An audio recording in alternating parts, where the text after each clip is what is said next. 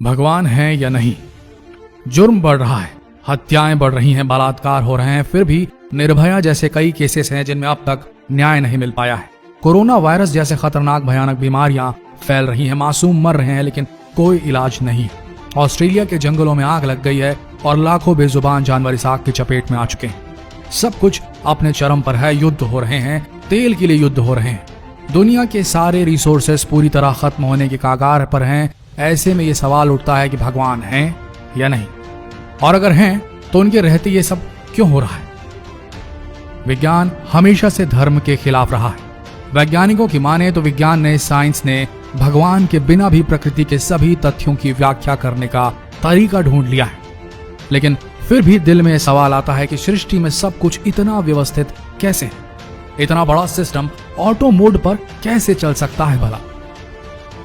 Stephen Hawking ने अपनी किताब द ग्रैंड डिजाइन में लिखा है, स्वाभाविक रचना ही वो वजह है कि कुछ ना होने की जगह कुछ है। ये ब्रह्मांड क्यों है, हम क्यों हैं। ये जरूरी नहीं है कि हलचल पैदा करने और ब्रह्मांड को चलाने के लिए भगवान को बुलाया जाए। ये तो कहना था स्टीफन हॉकिंग का, लेकिन एक बात समझ से परे है।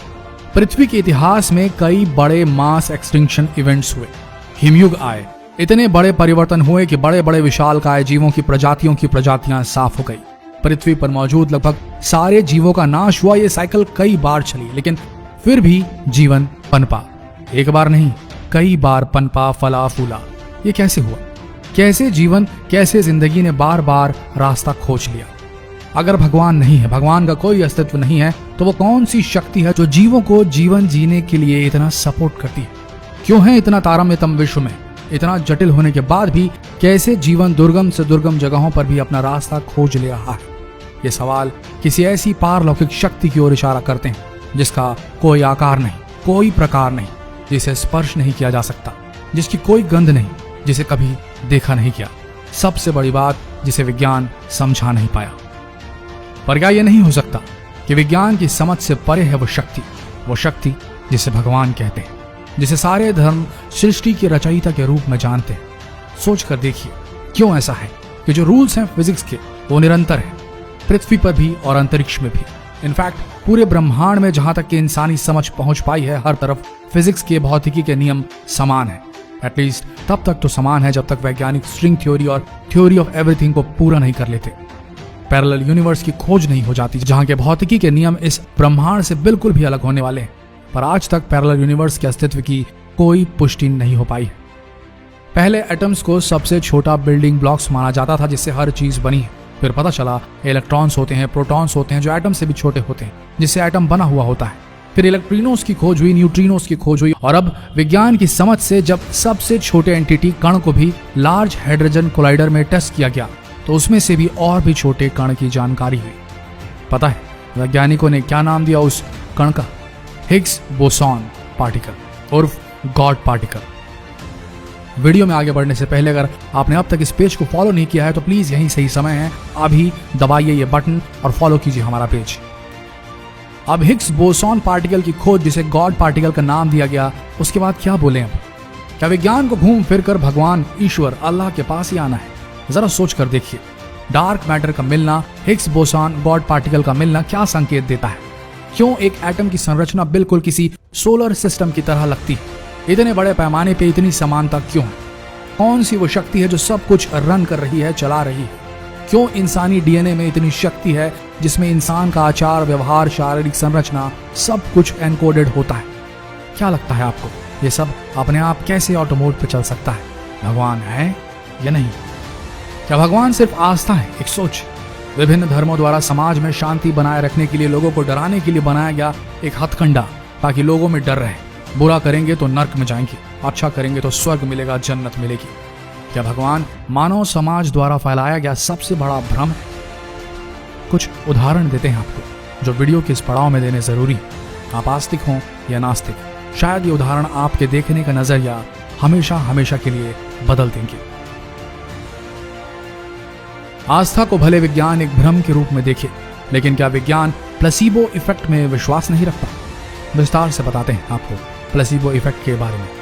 कई वैज्ञानिक शोधों में देखा गया है, मरीजों के कंट्रोल्ड ग्रुप बनाए गए जो टर्मिनल इलनेस से ग्रसित थे, जो मरने वाले थे। इनमें से आधों को असली दवा दी गई और बाकी बचे 50% लोगों को बिल्कुल असली की तरह दिखाई देने वाली नकली दवा दी गई, जिसमें कोई असर नहीं था।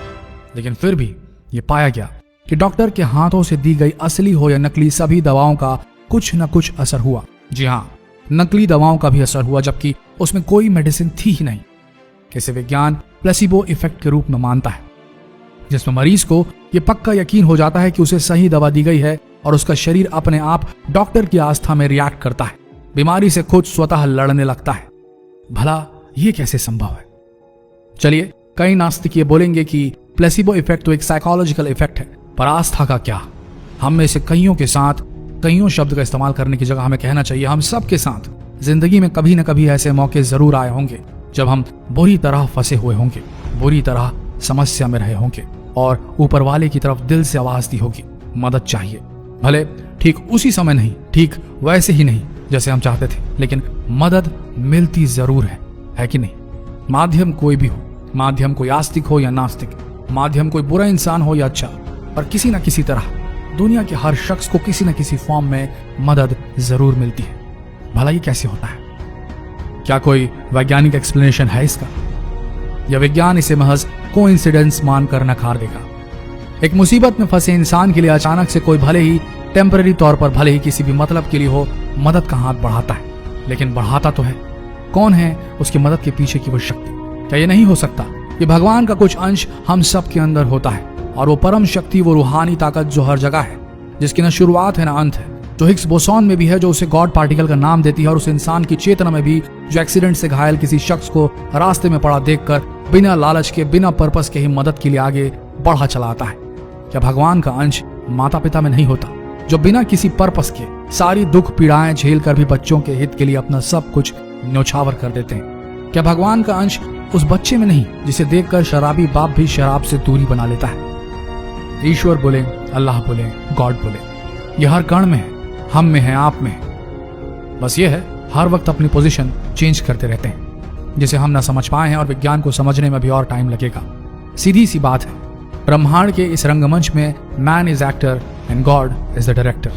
क्या लगता है आपको? कमेंट्स में जरूर लिखें, और जिस किसी भी धर्म को मानने वाले हैं, इस वीडियो को शेयर जरूर करें। हो सकता है ये वीडियो देखकर किसी के दिल का संशय दूर हो जाए, उसे पता चले कि भगवान होते हैं, उसके अंदर का भगवान जागे और किसी परेशानी में फंसे इंसान को मदद मिल जाए। धन्यवाद।